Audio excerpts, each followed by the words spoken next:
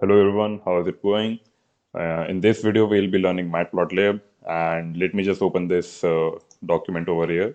So, firstly, we'll learn about what matplotlib is and overview of matplotlib and the installation, how to install this matplotlib library on your computer, whether you are on Linux, Windows, or Mac. Like I'll be demonstrating you this on Windows, but you can read the documentation which I'll be taking you to. So the second thing which we'll look into this video is getting started and drawing basic charts with matplotlib. So in this section, we'll look how easy it is to like actually get started with matplotlib. And let me tell you, it's just 3 lines of code, and you can create a simple matplotlib graph, and you can get started from there. And in the third section, we'll be improving those basic charts, which we'll be creating the second section, and adding some little things like grids and some line widths and those kinds of things in the third section. So let's begin.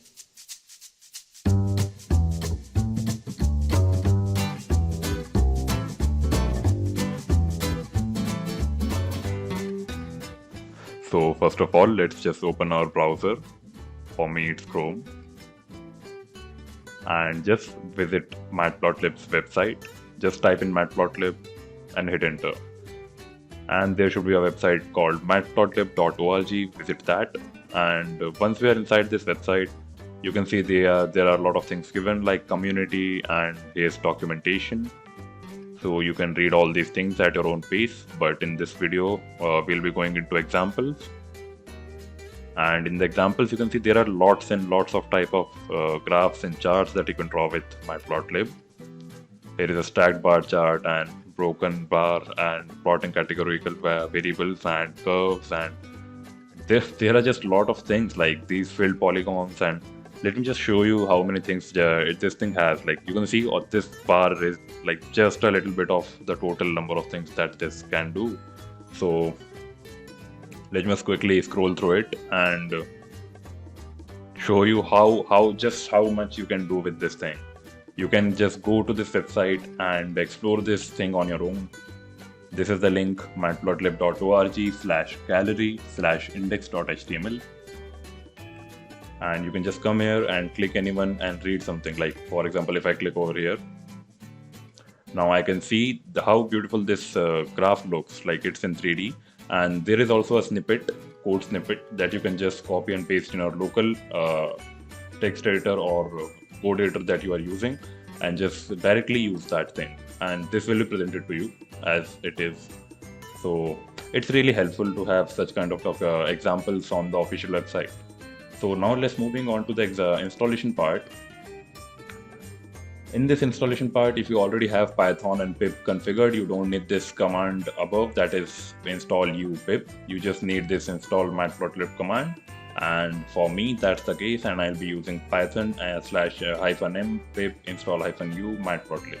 I'll be copying this command. So just let me copy this thing. And once I have copied this, let me just open my command prompt that you can do with going in start and searching for cmd and opening it. And you just have to paste this command over here. And once you have done that, just hit enter. And it should automatically install matplotlib for you. Like for me, it's telling all these things like this, and yes, it has been installed correctly. So now in our if you need to verify that this matplotlib has been installed correctly, you can just open the command prompt and write pip freeze. All right. So here are all the libraries that I have installed in my computer, and here's matplotlib, which we just right now installed. All right. So we have verified that we have matplotlib on our computer installed.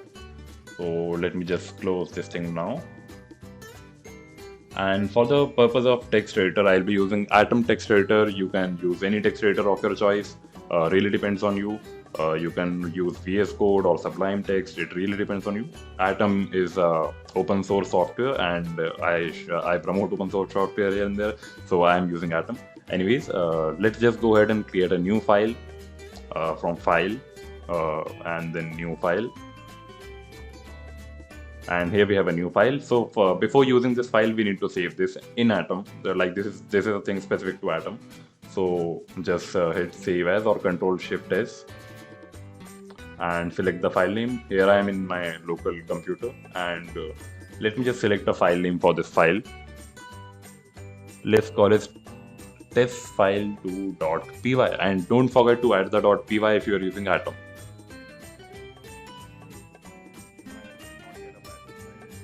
So once you've done that, we have our Python file ready for our use. All right.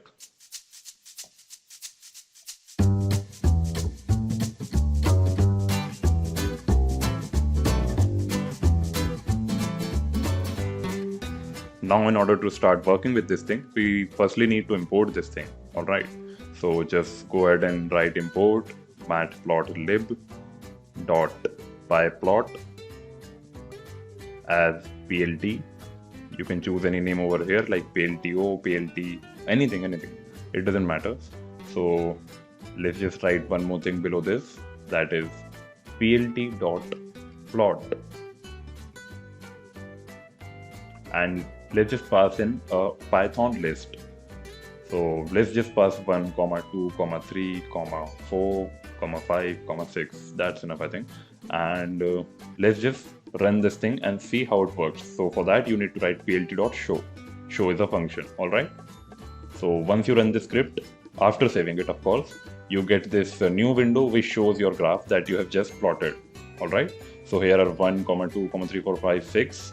And by default, it has taken the x-axis as 0, 1, 2, 3, 4, 5, and these are the indices of this data that we have given to it. Okay, so now let's move on. Now let's just add another list to this plot function as an argument. So let's say we want to plot the squares of these numbers 1, 2, 3, 4, 5, 6. So let me just add 1, 4, 9, 16, 25. 36. All right. So the left hand side list is the x-axis and the right hand side list will be the y-axis. Okay.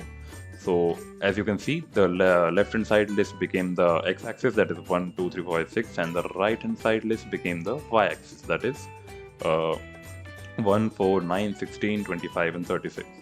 So right now you cannot see the number 4, 16, 9 because we have not configured our scale according to our needs.